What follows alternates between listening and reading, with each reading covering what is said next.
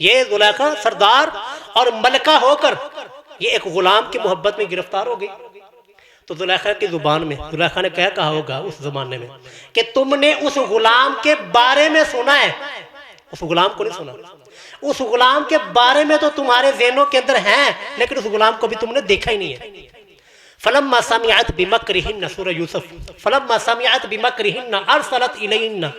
तो जब उसने जुलेखा ने ये उनका मकर सुना, उनकी बातें सुनी, उनके ताने सुने, तो उसने हजरत यूसुफ अलैहिस्सलाम को दिखाने का फैसला किया कि जिस गुलाम के बारे में जिसको ये गुलाम कह रही है, मैं वो दिखाऊं तो सही इनके सामने वो करूं तो सही कि वो जिसको गुलाम कह रही हो कितना हुस्न और जमाल का मालिक है। बहरहाल जी उनकी दावत करती है, जो ताने देने वाली दावत करती है, और दावत करते हुए उन सब के सामने फल रख कर हर एक के हाथ में छुरी पकड़ा देती है। वअअतदत लहुन्ना मुत्तक़अ वआतत कुल्ल वाहिदतिन मिनहुन्ना सिक्कीना, हर एक के हाथ में जी छुरी पकड़ा दी। वक़ालत इख़रुज अलैहिन, और फिर हजरत यूसुफ अलैहिस्सलाम को बुलाया जाता है, यूसुफ अलैहिस्सलाम को बुलाया जाता है कि आए जरा अपना दीदार तो करवाएं। लेकिन क्या हुआ जी, वही औरतें जिन्होंने यूसुफ अलैहिस्सलाम के बारे में सुना था। नजरिया क्या है जी, मनफी प्रोपेगेंडा, मनफी ख्यालात, मनफी नजरियात।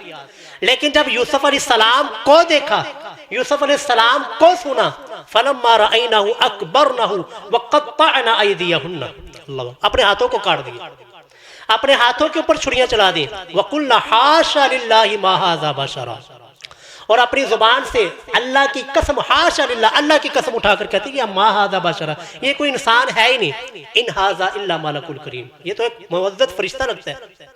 तो यूसुफ अलैहिस्सलाम के ये वाक़या सुनाने का इशारा देने का मकसद क्या है कि जब यूसुफ अलैहिस्सलाम के बारे में सुना तो नजरिया कुछ और था, ख्यालात कुछ और थे, अकीदा कुछ और था। लेकिन जब यूसुफ अलैहिस्सलाम को सुना, जब यूसुफ अलैहिस्सलाम को अपनी आंखों से देखा, उस वक्त नजरिया क्या है, हालत क्या है, हालत हाथों को काट डाला है, उंगलियों को काट डाला है, और जुबान पर क्या है, हाशा लिल्लाहि मा हाज़ा बशरा,